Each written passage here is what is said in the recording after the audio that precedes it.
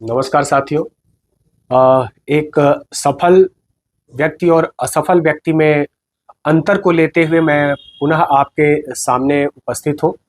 इस वीडियो में भी हम लोग उन्हीं बातों पर चर्चा करेंगे कि किस तरह से कोई व्यक्ति सफल होता है और कैसे कोई व्यक्ति असफल होता है।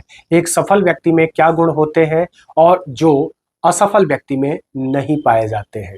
तो सबसे जो अहम पहलू है आज के इस वीडियो में वो है सेल्फ कॉन्फिडेंस, आत्मविश्वास।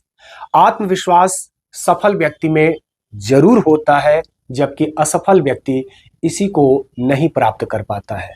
सेल्फ कॉन्फिडेंस, सेल्फ कॉन्फिडेंस है क्या? किस चिड़िया का नाम है सेल्फ कॉन्फिडेंस? कैसे हम मानेंगे कि कोई व्यक्ति आत्मविश्वास से भरा है और कोई व्यक्ति आत्मविश्वास से नहीं भरा है? तो जब मन के अंदर से ये भाव आए कि नहीं, मैं ये कार्य कर सकता हूं और अच्छे ढंग से कर सकता हूं, तो वो कॉन्फिडेंस वाला माना जाता है कि उसके अंदर आत्मविश्वास तो कम से कम है। जबकि दूसरा अपने मन में डाउट रखता है। एक उदाहरण बताता हूं। एक यूपीएससी के कैंडिडेट से इंटरव्यू बोर्ड ने पूछा कि क्या आप बता सकते हैं कि एक आईएएस जो व्यक्ति होता है, आईएएस, वो चलता कैसे है? आप जवाब सुनना चाहेंगे कि उस व्यक्ति ने, उस बच्चे ने जवाब क्या दिया? उस बच्चे ने जवाब दिया कि सर अभी इंटरव्यू समाप्त होने दीजिए, जब मैं चलूंगा तो आप देख लीजिएगा कि एक आईएएस चलता कैसे है। प्रश्न तो आपको मामूली सा लगेगा, उत्तर भी अजूबा सा है, लेकिन उससे इंटरव्यू बोर्ड ने क्या चेक किया कि इसमें कॉन्फिडेंस आईएएस बनने की है अथवा नहीं है। तो सेल्फ कॉन्फिडेंस का होना कि मैं ही आईएएस हूं, जब हम आईएएस बनने के लिए अपने अंदर इतना आत्मविश्वास नहीं भर सकते, तो विश्वास मानिए फिर हम आईएएस नहीं बन सकते।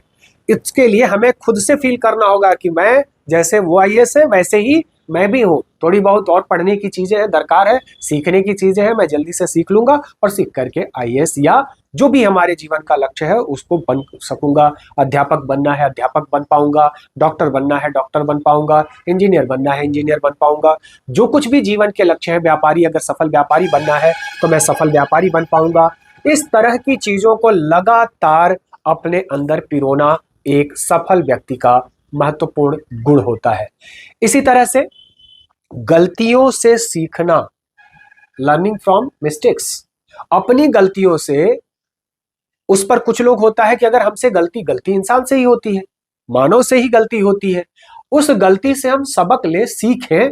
कुछ लोग क्या करते हैं, गलती करने के बाद उसको एक्सेप्ट नहीं करते, स्वीकार नहीं करते कि मुझ में ये कमी है भी, और अपनों के बीच में तो बिल्कुल ही स्वीकार करना नहीं पसंद करते, क्योंकि अपने जानेंगे तो कहेंगे कि लो इनमें तो ये गलती है। नहीं, उनसे हमें सीखना है। उन गलतियों को पहले तो अपने अंदर क्या क्या कमियां हैं ये इसका मूल्यांकन हमें खुद करना आना चाहिए, और नहीं तो दूसरे अगर बताते हैं तो उसे सुनना आना चाहिए कि मेरे अंदर ये खामी है, मेरे अंदर ये कमी है। ऐसा ना हो कि रिएक्ट करें उसको और प्रत्युत्तर दे करके और अपनी कमी को छिपाने का प्रयास करें। नहीं, अपनी गलतियों से लगातार जो सबक लेता है सफल वही होता है, दूसरा व्यक्ति उसमें सफल नहीं होता है। इसी तरह से अगर हम आप देखें कि जो सफल लोग होते हैं उनको अचानक एक अच्छी गुड कंपनी मिल ही जाती है। अब लोग कहते हैं कि अरे यार उनके यहाँ ऐसे ऐसे दोस्त मिल गए, उनकी संगत ऐसी हो गई। सचिन तेंदुलकर इसलिए अच्छे हो गए क्योंकि उनको अच्छे गुरु मिल गए, विनोद कांबली जैसा दोस्त मिल गया, दोनों ने अच्छी बैटिंग करना शुरू किया, कंपटीशन आपस में स्वस्थ रखा और सचिन तेंदुलकर महान हो गए। नहीं, ऐसा नहीं है। हर सफल व्यक्ति अपने आसपास वातावरण इसी प्रकार का बना लेता है, कंपनी इसी उसी जैसे लोगों से अपना रखता है जो अच्छे होते हैं, जिनकी आदतें अच्छी होती हैं। हमें सफल होना है तो एक गुड कंपनी, एक अच्छी संगत का होना बहुत जरूरी है। जैसी संगति वैसी प्रवृत्ति। क्योंकि अगर हम धूम्रपान करने वालों की संगत करेंगे तो आज नहीं तो कल उनका जो लाइफ स्टाइल है वो हमें भी प्रभावित करेगा। हो सकता है कि हम एक्टिव स्मोकिंग ना करें, लेकिन उनके बगल में बैठे हैं तो पैसिव स्मोकिंग तो कर ही रहे हैं, तो कुछ ना कुछ उनका इम्पैक्ट, कुछ ना कुछ उनका नेगेटिव प्रभाव हम पर जरूर पड़ेगा। तो ऐसे लोगों से हमें बचना चाहिए। और उन लोगों की संगति करनी चाहिए जो इस तरह से नहीं करते हैं, यानी धूम्रपान नहीं करते हैं।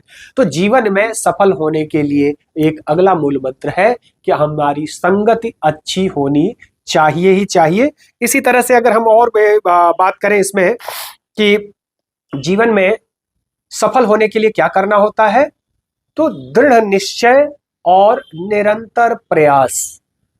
हम ऐसा नहीं कि आज खूब उत्साह के साथ प्रयास कर लिए, कल खूब उत्साह के साथ प्रयास कर लिए और 2 दिन के प्रयास के बाद फिर बैठ गए कि नहीं ठीक है, तो 2 दिन हमने मेहनत कर ली। नहीं, ऐसा नहीं होता। अपने लक्ष्य को पाने के लिए एक तो दृढ़ निश्चय होना चाहिए, फर्म डिटर्मिनेशन होना चाहिए, और साथ ही फर्म डिटर्मिनेशन के साथ साथ जो दूसरा पहलू है कि हमें निरंतर अभ्यास करना होगा, निरंतर प्रयास करना होगा। करत करत अभ्यास ते जड़मति होत सुजान, रसरी आवत जातते सिल पर परत निशान। रहीम दास का ये दोहा आप याद रखें। आज के लिए इतना ही, बहुत बहुत धन्यवाद।